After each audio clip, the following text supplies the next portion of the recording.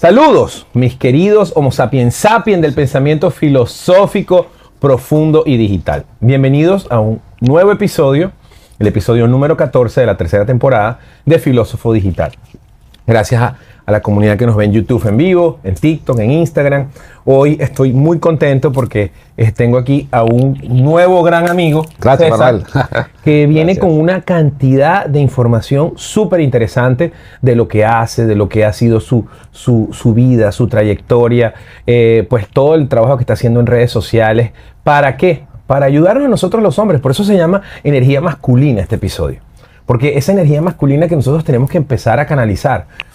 Tuviste una serie en Netflix que se llama Machos Alfa. Me encanta. ¿Verdad? Me encanta. Es complejo la energía masculina. La energía masculina es compleja y sobre todo porque evolucionó. Ya la energía masculina no es machismo. Total. No es. Pero, ¿qué es entonces? ¿Cómo nosotros podemos manejar esa energía masculina? Y así empieza este episodio formalmente. Muchísimas gracias a nuestro invitado de hoy. Nofera nos está escuchando en pasivo. César, bienvenido. Gracias, Manuel. Gracias. Por la oportunidad. Mira, te explico. Creo que, fíjate que si hablamos de roles, ¿verdad?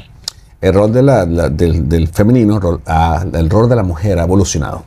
Sin embargo, el del hombre no tanto. Te explico por qué. ¿Cómo ha evolucionado la energía masculina? Venimos de un machismo tóxico, probablemente el machismo de nuestros abuelos, hasta nuestros padres, se pudiera decir inclusive. O sea, el hombre, yo soy el hombre de la casa, la mujer en la casa, y o sea, tú me haces caso y yo soy el que digo las cosas porque sí. Ese machismo muchas veces tóxico, muchas veces abusivo. Y entonces, pero pasamos de esa masculinidad tóxica a una ausencia de masculinidad. Prácticamente, o sea, no hay como ese en el medio, o sea, pasamos de ahí a una ausencia de masculinidad. ¿Qué me refiero yo cuando digo una ausencia de masculinidad? O sea, donde ahora muchos hombres hoy por hoy, obviamente estamos hablando, tú sabes, no estamos siempre no quiero generalizar, pero muchos hombres, una gran parte de los hombres hoy por hoy, pues ven más las relaciones de una manera transaccional. Están como olvidándose un poquito del rol del hombre, un poquito de como cuestionando por qué tengo que hacer esto, porque yo soy hombre, tú eres mujer, si los dos somos iguales. Hay una pregunta muy famosa que se está haciendo ahorita a los hombres, que es, ¿qué ofreces tú? Le dicen a la mujer. Entonces es una pregunta que choca a las mujeres, ¿sabes? Porque las mujeres dicen, bueno, que ofrezco yo lo mismo que he ofrecido toda la vida. Entonces fíjate, las mujeres han pasado de ser ama de casa a ser emprendedoras o trabajar.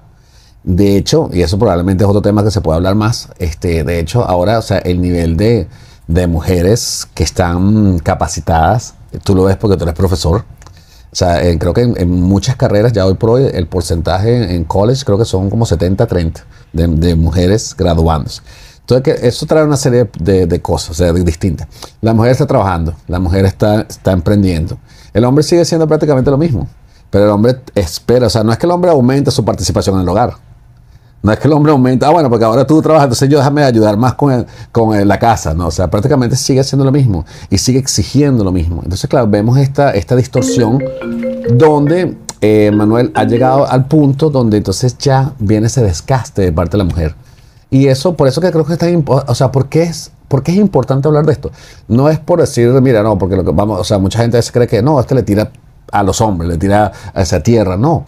Es porque si nosotros de alguna manera nos ajustamos a esta vida moderna, pues hay menos divorcios, menos relaciones, porque eso es lo que pasa, relaciones de desgaste. La mujer se cansa y listo. Y cuando hay divorcios, hay niños de por medio, bueno, todas son familias rotas, todos esos problemas. Pero es que no es fácil. O sea, no es fácil entender el rol. Por ejemplo, tenemos que empezar porque mira, yo a través de toda mi carrera y sobre todo como profesor y mentor y coach que soy de negocios, me doy cuenta que las mujeres son peligrosas. En serio, por eso empezando por la iglesia, las tuvo que sacar de la historia porque son peligrosas. Y es cierto, pero es un peligro, no solo es un peligro gracioso, sino que de verdad tiene una excelente capacidad. ¿Sabes que mi esposa y yo hace muchos años hicimos un curso de submarinismo? Claro. Y ahí aprendimos que las mujeres tienen 1 litro menos de sangre que nosotros. Oh, bueno. ¿Qué pasa? Ellas oxigenan mucho más rápido. Nosotros tenemos que oxigenar y manejar 1 litro de sangre. No, Fera, tú y yo nunca hemos hablado de eso, pero después aguárdalo para que hablemos de eso, a ver si estoy bien que es 1 litro menos o 1 litro más. Estoy casi seguro que es 1 litro menos. Pero eso les da una capacidad de oxigenación mucho más rápida. Cuando empezamos el curso de submarinismo, bajábamos los dos y yo me gastaba el tanque enseguida. Y a ellas les duraba muchísimo más. Y yo decía, ¿pero por qué? Entonces, claro, empezamos a indagar y ellas tienen una capacidad innata para hacer, aunque de pronto, pues la fuerza física que les falta, se le compensa en muchas capacidades, sobre todo mentales. Sobre todo mentales, de multitasking, etc. ¿Qué pasa? Que el machismo tóxico que de nuestras generaciones anteriores, pues es un producto del miedo. Igualmente que pasó con la iglesia, es un producto del miedo. O sea, al segregar a la figura de la mujer de la forma que lo hizo la historia, era precisamente por miedo. Por miedo a que nosotros los hombres no tuviéramos un verdadero control, un verdadero poder. Nosotros nos creamos con un machismo tóxico en nuestro país. Tú eres del mismo país que yo, de Venezuela. Pero al mismo tiempo del machismo tóxico también tuvimos un matriarcado. Un matriarcado. Muchas abuelas mandaban. Claro. Y se decía lo que hacía la abuela. Sí, y eran unas señoras con pantalones, ¿no? Entonces, ¿qué trato de decir? Que la mujer hasta dentro del machismo logró poder. Ahora, ¿de dónde viene ese miedo? Mira, yo creo que sencillamente es el miedo de nosotros como hombres, como seres humanos, de relinquir el poder. O sea, de alguna manera, ¿sabes? Las mujeres, como tú lo dices, las mujeres son poderosas. Son poderosas. De alguna manera, si tú tratas, o si hemos tratado, consciente o inconscientemente, de mantenerlas abajo, es como no voy a utilizar esta analogía, como no despertar un monstruo, en el buen sentido de la palabra.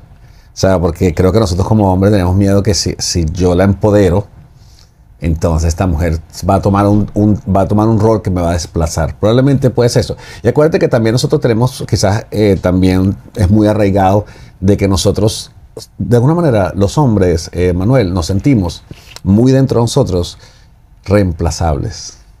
Somos reemplazables. Y la mujer también, pero por lo menos recuerda el hecho de que la mujer da vida. El hecho, o sea, fíjate, en todas estas cuestiones o sea, ¿de dónde viene? Fíjate que la gente confunde, obviamente que tú lo sabes, pero hay gente que no, que cuando hay un accidente, mujeres y niños primero. Entonces, eso no tiene nada que ver con caballerismo, o sea, o con machismo, tiene que ver, las mujeres van a perpetuar la especie. La vida, claro. O sea, eso es todo, o sea, no es como que mujeres porque son mujeres. No. Esa es perpetua de especie. Entonces ¿no crees tú que hay un mensaje, Manuel, como de alguna manera implícita de que las mujeres son más importantes? ¿Verdad? Es así. Entonces, y está bien. O sea, eso está bien. Lo que yo veo ahora es que hay hombres peleando con eso. Fíjate que tú al principio de tu conversación lo dijiste ahorita. Dijiste que las mujeres tienen 1 litro de sangre más o menos, una cosa así. Menos, ¿no? Casi seguro que es menos. Bueno, fíjate, ¿qué te demuestra eso? Las mujeres y los hombres no somos iguales. No somos. Ni a nivel de pensamiento, ni a nivel físico, ni a nivel biológico. No somos iguales. Entonces, ¿cómo nos vamos a poner ahorita con nosotros con esta fulana igualdad? Que es una de las cosas que se están peleando mucho, que no, la igualdad, no somos iguales. Y está bien, no deberíamos ser iguales, no tendríamos por qué ser iguales. O sea, tenemos cosas que, o sea, si lo ves desde un punto de vista espiritual, tenemos cosas que nos acoplan, que nos complementan. Exactamente. Sí, me encanta lo que dices, porque ¿sabes qué pasa? Creo que todos nosotros, los seres humanos como especie, fuera de hombres y de mujeres biológicos, tenemos un lado masculino y un lado femenino que tenemos que equilibrar. O sea, el primer equilibrio del lado masculino y femenino, ese famoso yin y yang, empieza con nosotros. Total. Y creo que eso es una de las primeras confusiones que existen en este momento, ¿no? Y también empiezan con la mujer. La mujer tiene un lado masculino y tiene un lado femenino. Entonces, si nadie nos enseña a equilibrar ese desde adentro. Y obviamente, si no sabes equilibrarlo desde adentro, muchísimo menos lo vas a poder hacer desde afuera. ¿Quién nos enseña? Los amigos, la sociedad, la televisión, o sea, los medios, en este caso va a ser la televisión. Esos son nuestros patrones de referencia. Y si uno viene de un país altamente machista, como en el caso mío, o sea, los países latinos generalmente, ¿no? Donde hay un rol distorsionado más o menos del hombre, país donde hay una alta, o sea, donde por lo menos yo me crecí en un ambiente donde mi papá era mujeriego, mis amigos eran mujeriegos, o sea, todo, eso era lo normal, o sea, no ser mujeriego no era una opción. Era como un trofeo. Sí, exacto. Y más bien eras tonto exacto. Si no estabas en el... Y a conteo, ¿cuántas? Llevo tantas y tal, y yo esto y lo otro, y eras tonto, sí. Como tú dices, es un trofeo. Eso era un trofeo. O sea, es más, yo creo que hasta el no hacerlo, Yo siempre le decía antes, Manuel, le decía, si uno en esa época venían tus amigos que todos tenían sus novias, ¿no? Y tú tenías tu novia también. Y entonces tus amigos te decían, no, yo estuve con otra, yo estuve con otra. Así tú no estuvieras con otra, tenías que inventar. Porque es que si no, exacto, porque si no te quedabas afuera. Me pasó, estoy de acuerdo contigo. Pero fíjate que vuelve desde el miedo. O sea, como el miedo, como la iglesia les tiene miedo a las mujeres, nosotros también le tenemos miedo a las mujeres. ¿Por qué somos medidos los hombres? Desde que somos unos niños. La primera medición es de la altura, ¿no? Es lo que pasa al principio. Por supuesto, de la fuerza. Pero luego, cuando empezamos a llegar a una edad de desarrollo, somos medidos por el tamaño de nuestro pene. Sí. ¿Y qué pasa? Que la referencia es una película porno, eso no es real. O sea, ya nada más ahí estamos dañados, estamos mal, porque entonces nosotros vemos eso, porque esa es otra cosa, es falta de conocimiento. No nos enseñan no solo cómo hacer las paces con el lado femenino y masculino que tenemos todos, tampoco nos enseñan de relaciones, y nuestra forma de educación sexual es películas porno. Terrible. Y cuando nos comparamos decimos, no, ya va, que hay un problema. Entonces yo necesito compensar porque al final lo que se está dañando es supuestamente la hombría. Y ese problema se ha multiplicado 20 veces más con las redes sociales. Uy, sí. O sea, la cuestión de comparación. Y con la sonografía. O sea, no es la pornografía, es la pornografía auditiva. Eso se lo tengo que agradecer a mi amigo Manuel Arbeláez, que en su podcast lo dijo aquí. ¿Ah, sí? O sea, el reggaetón no es. ¿Cómo es sonografía? O sea, es pornografía auditiva. Exactamente. Porque solamente las canciones hablan de sexo, y promiscuidad y sexo. Entonces, ¿cómo tú identificas en este momento del mundo la hombría y tu equilibrio con tu energía masculina, si no es a través de mucho sexo y de tú demostrar que eres una máquina hombre, varonil de placer?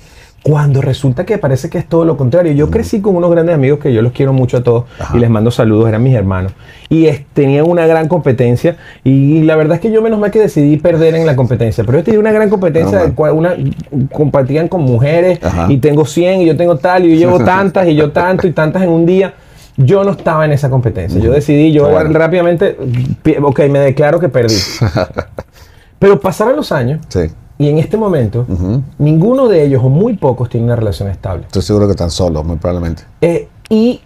Han pasado por muchas relaciones en las que no les ha durado las relaciones. Sí. Tú sabes que... Entonces, creo que cuando uno viene roto y cuando no se cura y cuando no hace ese equilibrio, porque nadie te... O sea, ¿qué es ser hombre? Y es lo que creo que deberíamos hablar tú y yo aquí hoy. ¿Qué te debe... O sea, ¿qué es ser hombre? ¿Y cómo hago las paces con eso? Precisamente, ser hombre, para mí, obviamente, es tener la capacidad de poder aceptar tu rol, que es bien simple. O sea, tu rol es bien simple. Eso tiene muchas variantes. Proteger, proveer y liderar.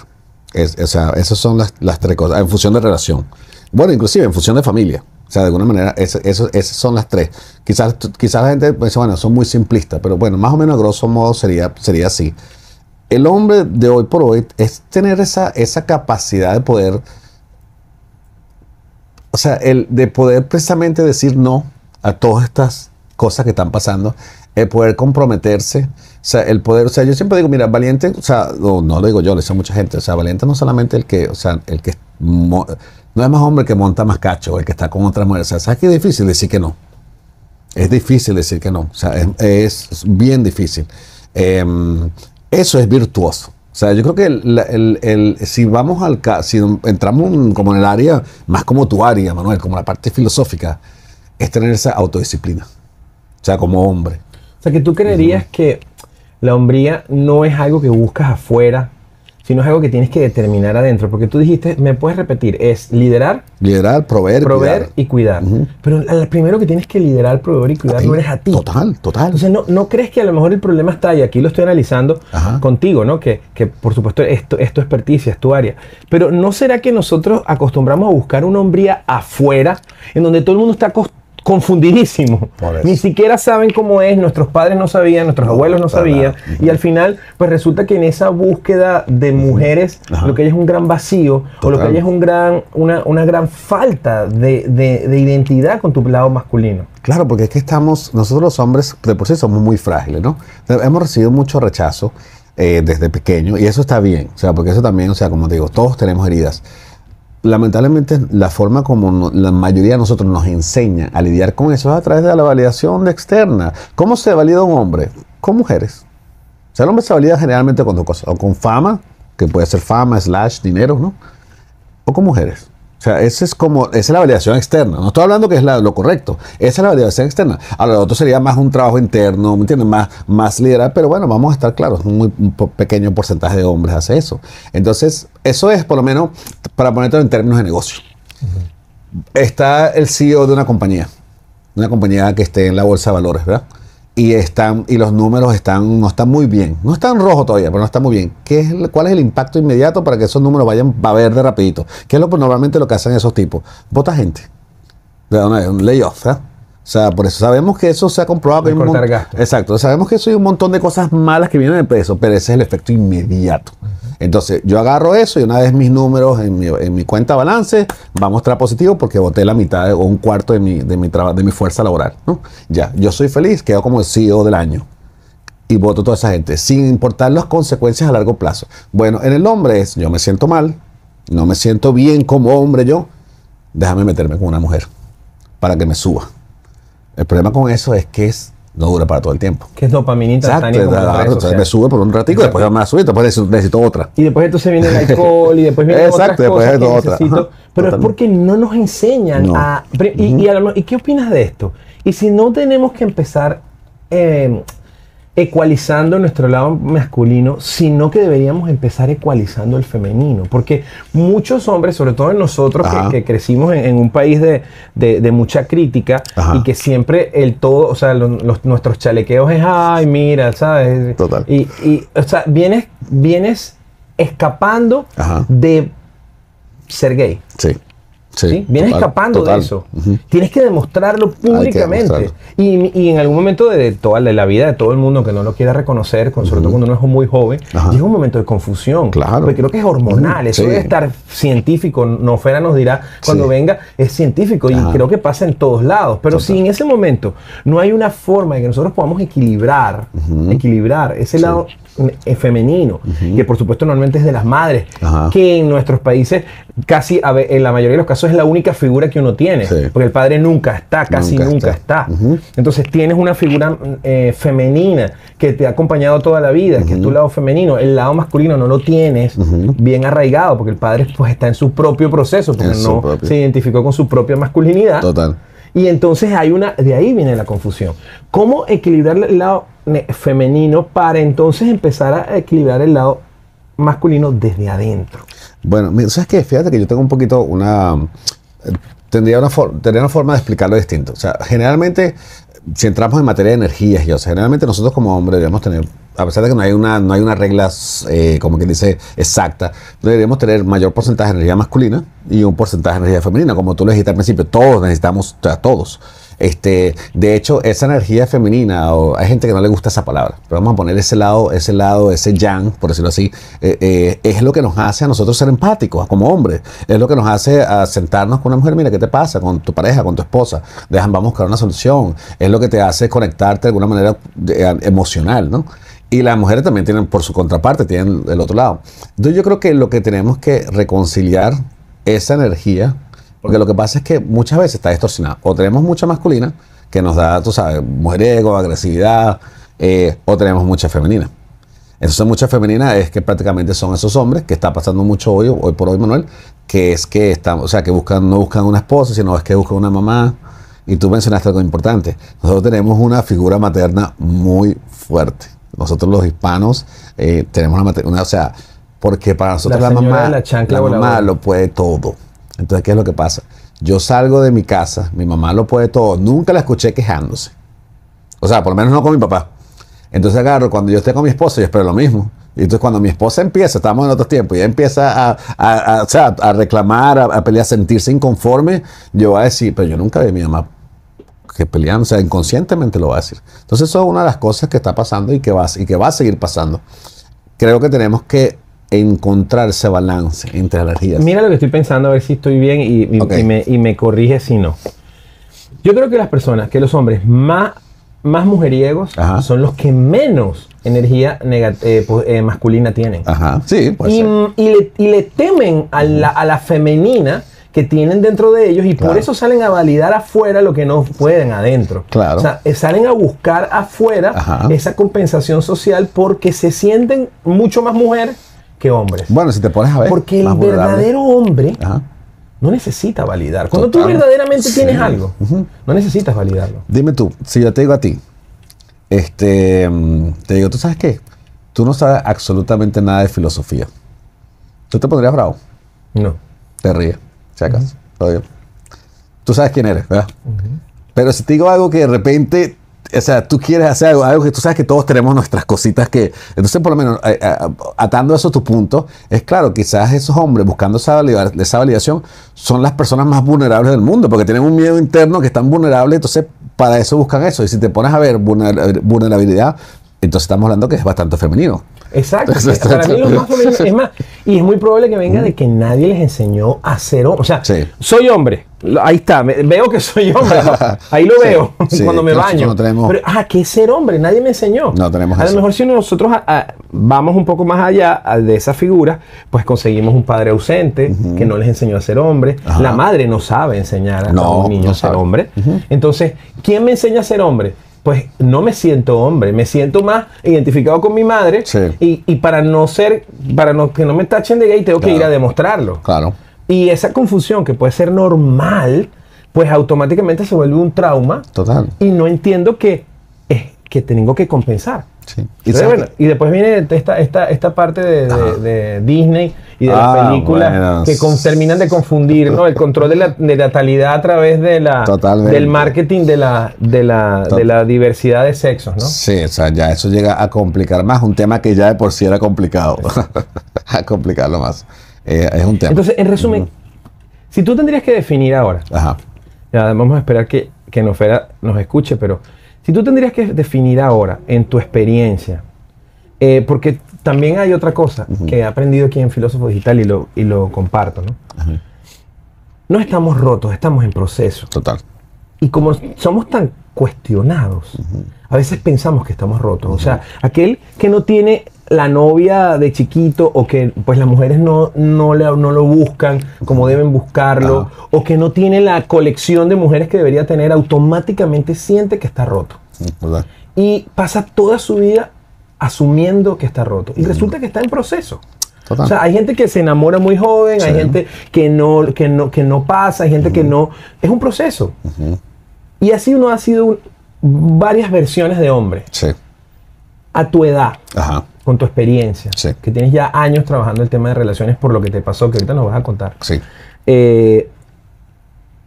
Tú has aceptado todas las versiones de hombre. ¿Y cuál es la que ahora tú defines como la correcta o la mejor o la que más se acerca? Entre ensayo y error. Todos los hombres que has sido en tu vida, todos los distintos tipos de hombres que tú has tenido que ser en tu vida, ¿cuál es la que más se acerca a la más coherente, sana, equilibrada? Mira, aquí te pudiera contestar como, tú sabes, cuando tú dices, yo quiero un poquito de esto, quiero un poquito de aquello, quiero un poquito de esto. Porque te diría, fíjate, por lo menos ese hombre en tus 20 años, yo tengo 51 años. ¿Qué extraño de mis 20? Obviamente esa energía, esa juventud, ¿no? Quizás de mis 30 estar centrado, ¿no? Esa madurez, entre comillas. Pero en esta etapa yo la adoro. La adoro porque tienes una capacidad de verdad de poder ver las cosas totalmente distintas. De poder separar drama, de poder de verdad juntarte. Yo he tenido pareja y he tenido discusiones. Cuando digo discusiones que yo mismo me pongo a poner, Manuel, esta discusión yo a mis 20 me estuviera matando. Seguramente, no sé, también te ha pasado a ti con el tiempo, tú sabes, ya la manera como uno mueve, o sea, cuando uno maneja los desacuerdos, las cosas que quizás antes uno quería matar a su ex, a su esposa, a su pareja, ya uno empieza a manejar las cosas distintas. Entonces, de verdad que esta manera de ver la vida, especialmente a nivel de relaciones en esta etapa, me parece excelente. Yo no se lo atribuiría a una edad en particular, sino más bien a una etapa. Y creo que es una etapa que para uno, por lo menos para mí, fue en mis 40 y pico cuando empecé, para otros serán los 30, para otros serán los 60, para otros quizás no llegue nunca. Pero y si tu versión, y si César de 51 años pudiera ir en una máquina del tiempo a hablar con su César de 20, solamente del tema de la energía masculina, ¿qué le diría? Wow, mira, eso fuera tan clarito. Yo le dije, mira, es una cosa, inclusive una pregunta que me ha hecho Manuel. Yo le diría, mira, deja de estar buscando. O sea, yo a los 20 pensaba que había una mujer especial que el universo me tenía para mí. Disney, eso es culpa de Disney. Exacto, total. O sea, esa mujer estaba ahí. Entonces, no era la que estaba conmigo. No. Era una que estaba ya, que eso. Entonces, eso. Y yo sé, yo de alguna manera, la vida me iba de alguna manera, mi vida se iba a encontrar con ella en algún punto. Pero entonces, todas las mujeres que pasaron por mí en ese momento, no eran ellas. Claro. O sea, eso no era. Porque uno está buscando algo que no existe. La perfección. Entonces, o sea, era tu versión de mujer de lo que las mujeres buscan en El Príncipe Azul. Total.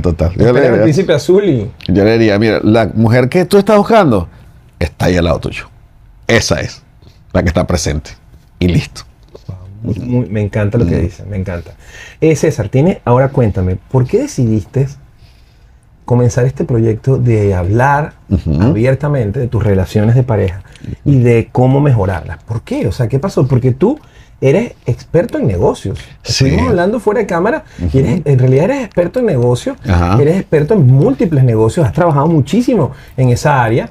¿Y por qué decides irte a Instagram y empezar una cuenta en donde hables de relaciones de pareja? Mira, al principio fue ¿cómo que llaman? Catarsis. Catarsis. Sí, catarsis, ¿no? O sea, fue así. O sea, mira, me acaba de divorciar a los 47, 46 años y yo en esa época, tú sabes que uno empieza con sus limitaciones, yo pensé que estaba viejísimo y decía, imagínate, yo ahorita divorciado a los 46 años, ¿quién se va a fijar en mí? Y entonces empecé a hablar de esas relaciones, pero para ser honesto, te voy a ser 100% honesto, eso era muy victimismo. O sea, mucho desde esa parte, mucha parte del dolor. Era un proceso que tenía que pasar. Y ahí empecé a ver, oye, tú sabes que de repente yo tuve mucho que ver con esto, con esta separación, con este divorcio, y empecé más a instruirme, pero cuando me instruía hablaba. O sea, por ejemplo, leía un libro. En el libro decía, bueno, sabes que uno agarra y uno tiene su cuota de responsabilidad y uno tiene que poner, o sea, uno no es dueño del proceso de la otra persona. Eso no exonera a otra persona lo que haya hecho, lo que no haya hecho. Es tu proceso. Entonces yo agarraba y sacaba un video de eso. Entonces estaba como aprendiendo y diciendo. Entonces, y empecé a agarrar el gusto, me gustaba, empecé como a dedicarme muchísimo a la parte de las relaciones, a instruirme, empecé a hacer certificaciones y cosas porque me gustaba muchísimo. También creo que descubrí una especie de talento que no lo sabía. De hecho, tú sabes que yo antes manejaba el tema migratorio, como te dije, o sea, lo manejo en el sentido de que el contenido que creaba, era mucho el tema migratorio. Mi cuenta se llamaba Coach de Migración. Entonces, y yo hacía ese contenido, o sea, yo grababa, pero cuando empecé a crear contenido de relaciones, o más hacia el lado de las relaciones humanas, me di cuenta, por el feedback de mucha gente que me decía, oye, me llegó eso que dijiste, me llegó mucho, recibía mucho ese feedback. Entonces decía, bueno, quizás tengo un talento para conectar, quizás. Entonces empecé como a desarrollar más esos talentos que no, o sea, que a veces muchos tenemos talento que ni sabemos. Y dije, bueno, quizás tengo ese talento para que lo he confirmado en otras áreas de mi vida. Entonces, bueno, definitivamente puedo conectar y me ha ayudado a hablar de eso, de verdad que me ha gustado. Creo que ha ayudado a muchísimas personas y seguiré ayudando porque me gusta mucho el tema. Creo que el hombre de alguna manera ha perdido un rol también. Entonces se ha convertido como todo, mira, dolor, proceso, misión. Wow, entonces, eso es lo que, o sea, básicamente se una misión. O sea, mi misión ahora precisamente es enseñarle a las personas que quieran, porque eso, o sea, obviamente, enseñar a las personas que quieran ser parte de este proceso, de que las relaciones, uno, no tienen que ser tan malas. Y de que dos, sencillamente, siempre, cuando nosotros estamos cómodos con nuestro rol, bien sea hombre, bien sea mujer, las cosas funcionan. Me encanta lo que dices. Primero, le voy a robar líneas a Nofera. No sé. Por supuesto. Nofera, tú que estás escuchando, no sé, te voy a robar todas las líneas para probarte a que tengas que preguntar algo. Si Nofera Nofera te está escuchando, pero si pudiera hablar, te dijera que eso es oro puro y después te dijera que eso es alquimia pura. Sí. Porque tú tomaste el dolor. Primero, tomaste tú lo que viviste como inmigrante y lo transformaste en un coach para ayudar a otros. Correcto. Ahí se ve el primer patrón. Sí.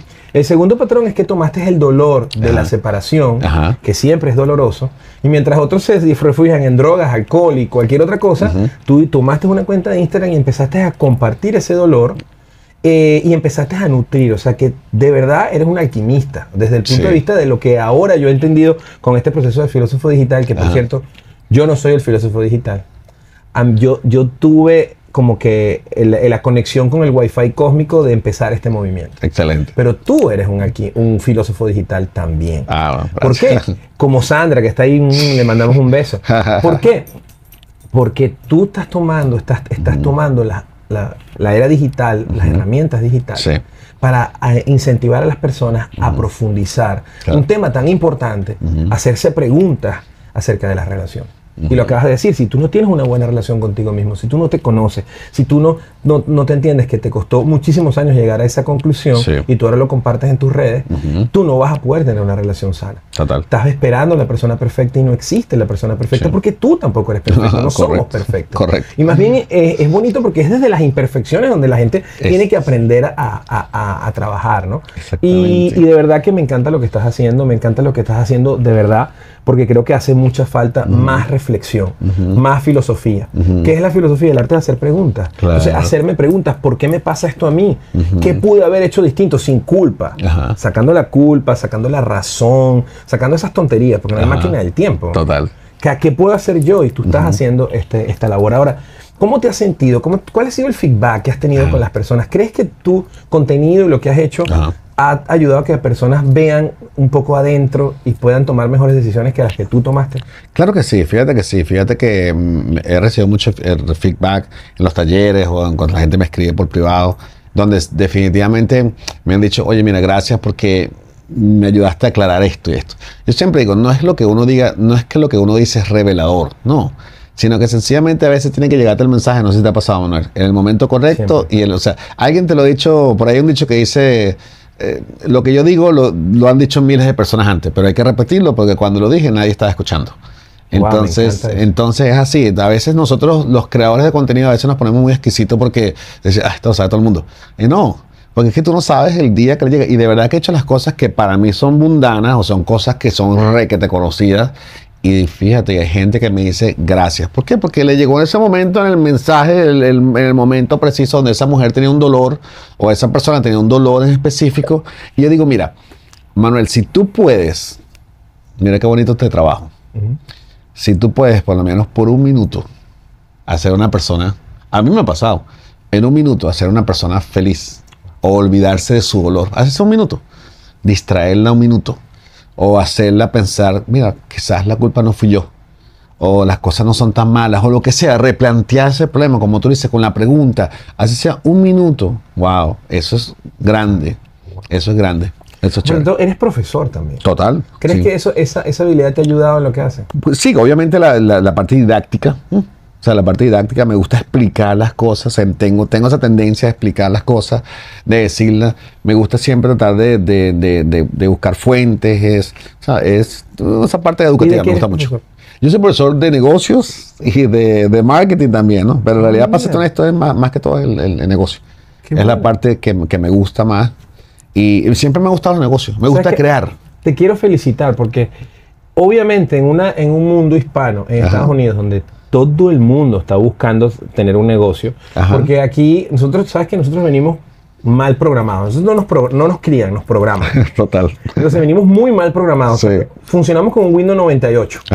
¿Sabes? Ese es nuestro sistema operativo. Por eso vivimos dándonos golpes con todas las paredes de este sistema americano. Total. Porque nuestro sistema de creencias está totalmente echado a perder. Pero tenemos un virus que instalaron los españoles ahí, que se llama Conquer. O sea, somos conquistadores. O sea, nosotros queremos que Estados Unidos cambie. Claro. no cambiar nosotros. No, exacto, sí. Y más lo que estamos aquí en Miami, que se habla español.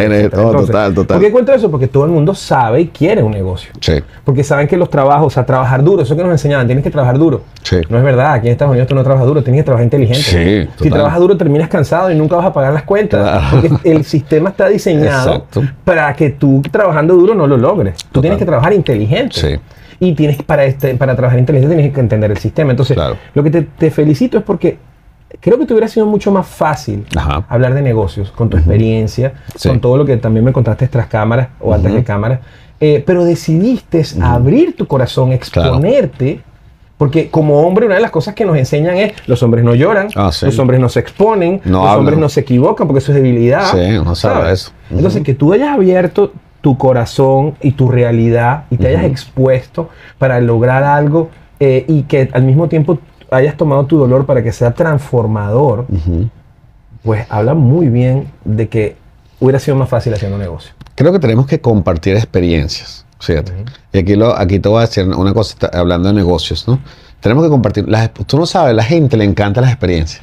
Las experiencias, uno aprende, o sea, bien aprende, uno le gusta escuchar las experiencias. Por ejemplo, una de las cosas que en el mundo, yo admiro el mundo anglo, en la parte de negocio es, si yo te digo a ti, dime un referente emprendedor anglo, hay miles, o sea, que tú hayas visto, podcasts, hay miles, hay cosas. ¿Cuántos referentes, o sea, cuántas personas en el mundo hispano de negocio comparten sus experiencias? O sea, tú ves a 3 o 4 multimillonarios que ni siquiera por cierto les gusta hablar. O sea, la gente, el negociante exitoso, el hombre de negocio exitoso en Latinoamérica, o sea, en Latinoamérica no, el hispano, no le gusta contar su experiencia. No le gusta. O sea, aquí cualquier muchacho que estaba lavando un carro y no sé, la pegó, hizo un negocio y se hizo millonario, a los 3 días el tipo está contando su historia. Mira, esto fue lo que pasó, esto fue lo que hice, esto fue lo que... O sea, cierto, todo el día. En cambio, tú ves, o sea, allá... Y claro, yo sé que eso está porque a veces nosotros en Latinoamérica, a veces el dinero lo estigmatizamos porque cuando vemos a alguien que tiene algo le decimos, este es ladrón o político. O sea, lamentablemente es así, pero no... Pero ¿qué es lo que pasa? Lo malo de eso es que si no compartimos, la gente no, o sea, no se ve en ese espejo. O sea, yo no me identifico con, no sé, yo no conozco muchos así millonarios en Latinoamérica, pero vamos a poner Lorenzo Mendoza, el dueño de la Polar, ¿no? Yo nunca lo he visto, pero si él me contaba una historia, yo no me identificaría con él. Pero si me identifica una historia, un chamo que yo sea un tipo que yo sé que llegó, no sé, como inmigrante, y agarró y creó una app y no sé qué cosa, y yo decía, wow, mira. O sea, y el tipo me cuenta, mira, estos fueron mis errores, esto fue lo que yo hice, esto fue lo que me funcionó, esto fue lo que no... Yo lo sigo, o sea, me identifico. ¿Sabes que hay mucho poder en lo que estás diciendo? Porque yo siempre he visto que nosotros los hispanos nos comparamos con la última versión del que lo logró. Es la única que conocemos. O sea, solamente conocemos el éxito. Entonces, él se viste así, hace esto, hace lo otro. Sí, pero él ya lo logró. Claro. Tú no estás viendo todos los procesos y los sacrificios que pasaron para que él llegara ahí. Tuvo que hacer una cantidad de cosas que no le gustaban. Total. Tuvo que aceptar una cantidad de cosas y pagar un precio increíble. En esto yo estaba escuchando una historia de un basquetbolista aquí en Estados Unidos que decía y que lloraba porque le preguntaba, porque no pudo ir a su fiesta de prom, porque estaba jugando básquet. ¿Ah, sí? Y ahorita es uno de los basquetbolistas mejor pagados de Estados Unidos. Sí. Pero todavía llora cuando se acuerda que no pudo ir a la fiesta porque estaba entrenando. Claro. Entonces todo el éxito tiene un precio y nosotros en Latinoamérica no lo entendemos. Nosotros creemos que nos comparamos con la última versión. Pero fíjate que ahora tú me completas esto. Yo siempre lo he dicho en todas mis clases, en todo lo que tiene que ver con negocios. Pero fíjate que tú me completas. Y es porque nadie lo comparte. Carlos Slim, pues yo no sé cómo Carlos Slim llegó ahí. Exacto. Yo sé que está ahí. Exacto. No sé cómo llegó ahí. ¿Verdad? ¿Cómo empezó? Y busca, fíjate, nómbrame, no es que porque tú y yo tenemos mucho tiempo aquí, quizás no estamos tan al tanto, pero nómbrame una empresa en Latinoamérica y nómbrame quién es el dueño, no vas a saber. O sea, no sé, o cuál es la historia de ese dueño, no vas a saber. En cambio, Microsoft, ahí está todo. Apple, Facebook, o sea, todo, Google, Uber, o sea, todo. Hay una persona detrás, tú sabes la historia de esa persona, porque esa persona ha aparecido en 850,000 podcasts. O sea, ha contado su historia, tiene libros, ha contado su historia con mucho orgullo, ¿me entiendes? Entonces, todos. Entonces, como no tenemos muchos de esos patrones de referencia, de éxito, no sabemos la historia de esa gente. Pero vuelvo al inicio de cómo empezamos la conversación. Como hombres, uno de los principales problemas es toda esa carga emocional que hay externa que nos hace dudar de nuestra hombría. No podemos llorar, tenemos que ser fuertes, tenemos que ser proveedores, tenemos que ser exitosos, no podemos equivocarnos, tenemos que estar, todas las mujeres tienen que volverse locas por nosotros y sin nosotros hacer nada. O sea, son una cantidad de cargas que existen que hacen que en Latinoamérica no te puedas equivocar, porque es una debilidad. Total. O sea, abrir tu mente. A lo mejor si tú no estuvieras aquí y te hubiera pasado lo mismo que te separaste allá, no te hubieras atrevido a hacer un Instagram allá y a hablar de tu... ¿Por qué? Porque al final se hubiera sido un chalequeo, como decimos nosotros. Total. Un chalequeo total. Te hubieran destruido. Te hubieras quedado sin vida social. Ay, mira, y está hablando ahí de... ¿Y qué pasa? Que esa forma social nos destroza internamente. Sí. Porque tenemos que volvernos un personaje. Un personaje. Afuera, que no somos nosotros. Sí. Y eso también, cuando se lleva a las parejas, pasa lo mismo. Tú conoces al personaje, te enamoras del personaje y resulta que después te das cuenta que no es. Y sabes, hay como 4 personas en la relación y no es cacho, es que la mujer también hace un personaje para no ser destruida y el hombre también, entonces se enamoran los personajes y al final pues... Y no se quedan allá afuera, eso pasa todo el tiempo, y eso se ha exponenciado ahora con las redes sociales, más todavía, mucho más. Sí, el tema, los arquetipos de Jung, o sea, ¿cuántos arquetipos inconscientes tenemos que hacer para poder protegernos, no? Terrible. Porque somos tantas versiones de nosotros mismos que al final no sabemos quién somos. Totalmente. Entonces, una de las cosas que me encanta es que cuando tú abres esto, y es parte de lo que empecé, filósofo digital, el pensamiento profundo, el hacerse preguntas, que no, las respuestas no están afuera, las respuestas están adentro, porque sobre todo hacerse preguntas que no sabes la respuesta. Porque entonces te obliga a ir adentro y empezar a darte cuenta que ahí hay una cantidad de personalidades múltiples, sin ser bipolar o no, eso no tiene nada que ver, o arquetipales. También hay una cantidad de cosas que no son tuyas allá adentro, una cantidad de versiones y de situaciones que no son tuyas tampoco, que cargas.